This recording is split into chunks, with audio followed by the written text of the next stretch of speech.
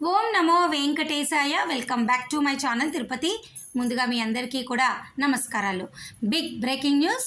కొత్త సంవత్సరం జనవరి నెలకి సంబంధించి జనరల్ శ్రీవారి సేవ, నవనీత సేవ, పరకామణి సేవ ఈ నెల నవంబర్ 26వ తారీఖున మధ్యాహ్నం 3 గంటలకు విడుదలవుతున్నట్టు టీటీడీ నుంచి మనకి ప్రెస్ రిలీజ్ అయితే రావటం జరిగింది.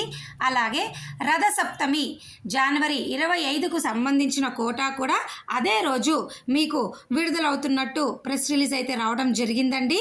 ఇక దీనికి సంబంధించిన రూల్స్ కూడా నేను మీకు చెప్తాను. అయితే ఒకసారి అప్డేట్ చదివి వినిపిస్తాను. చూడండి tt.దేవస్థానం.ap.gov.in వెబ్సైట్ ద్వారా మీరు ఓపెన్ చేస్తే మీకు ఇక్కడ లేటెస్ట్ అప్డేట్స్లో the online quota of general Srivari Seva for Tirumala Tirupati Navaneetha Seva Parakamani Seva for the month of January 2026 will be released at 3 p.m.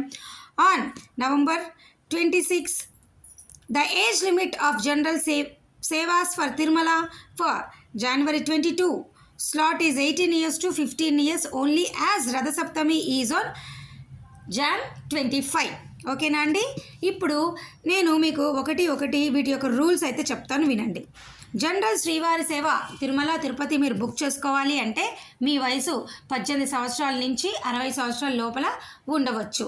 అలాగే నవనీత సేవ బుక్ చేసుకోవాలి అంటే 35 నుంచి 35 పైబడి 60 సంవత్సరాల లోపల మీరు ఉండవచ్చు.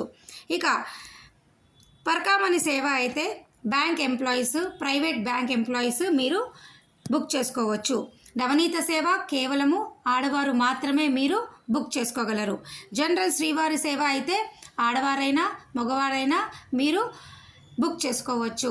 జనరల్ శ్రీవారి సేవ ఒకరిగా అయినా మీరు బుక్ చేసుకోవచ్చు. గ్రూప్ ద్వారా కూడా 10 నుంచి 15 మంది మీరు కలిసి బుక్ చేసుకోవచ్చు. నవనీత సేవ కూడా అలాగే మీరు బుక్ చేసుకోవచ్చు. ఓకేనా అండి.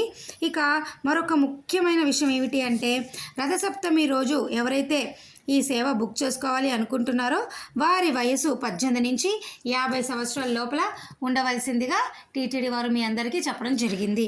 ఓకేనా అండి. ఇక ఈ సేవ బుక్ చేసుకున్న వారందరూ కూడా సేమ్ డే రిపోర్ట్ చేయాలండి. తిరుమల తిరుపతి జనరల్ శ్రీవారి సేవ బుక్ చేసుకుంటే సేమ్ డే మీరు తిరుమల కొండపైన మీరు రిపోర్ట్ చేయాల్సి ఉంటుంది. పరకామణి సేవ అయితే ఒకరోజు ముందు వచ్చి మీరు మధ్యాహ్నము 2 నుంచి 4 గంటల సమయం లోపల మీరు రిపోర్ట్ చేయాల్సి ఉంటుంది. ఇక ఈ సేవ గురించి ఏవైనా డౌట్లుంటే తప్పకుండా మీరు నన్ను కామెంట్ సెక్షన్లో అడగవచ్చు.